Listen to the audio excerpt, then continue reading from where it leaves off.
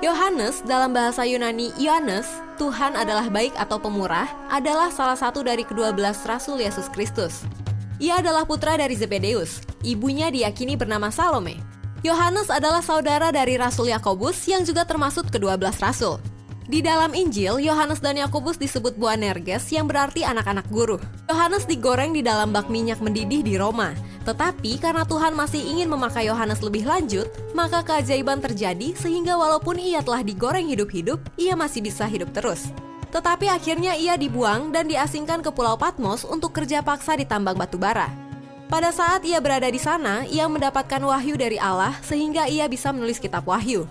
Kemudian ia dibebaskan dan akhirnya kembali menjadi uskup di Edesa, sekarang di wilayah Turki. Ia adalah satu-satunya rasul yang mencapai usia lanjut dan meninggal dengan tenang. Kaisar Roma yang merupakan saudara Titus bernama Domitian. Titus adalah seorang jenderal yang berbakat, putra dari Vespasian yang juga merupakan seorang yang hebat dalam perang. Titus adalah orang yang memimpin tentaranya dalam menghancurkan Yerusalem ketika ayahnya dipanggil untuk menjadi Kaisar Roma. Kaisar Domitian adalah seorang penguasa yang kejam dan haus darah.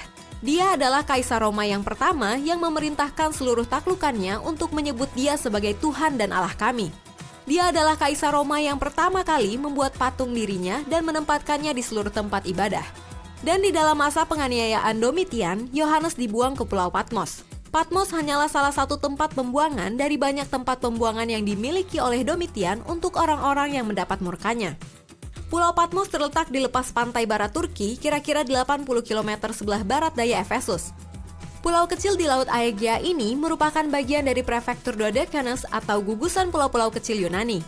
Dengan luas wilayahnya 34,6 km persegi dan populasi saat ini kurang lebih 3.000 jiwa. Titik tertinggi dari pulau ini yaitu Prophitis Ilias dengan ketinggian 269 meter di atas permukaan laut. Pulau Patmos merupakan pulau vulkanik yang menyajikan pemandangan indah, sebagian besar berbatu dan banyak pohon-pohonan. Dan tentu saja, Yohanes saat dibuang di Patmos tidak memakai belenggu tanpa penjaga ataupun dikurung dalam sebuah penjara. Dia memiliki akses yang bebas untuk menjelajahi seluruh pulau kecil itu. Tempat yang keras itu, tempat yang sangat cocok bagi dia ketika dia melihat sebuah penglihatan yang mulia yang disebut Wahyu Yesus Kristus.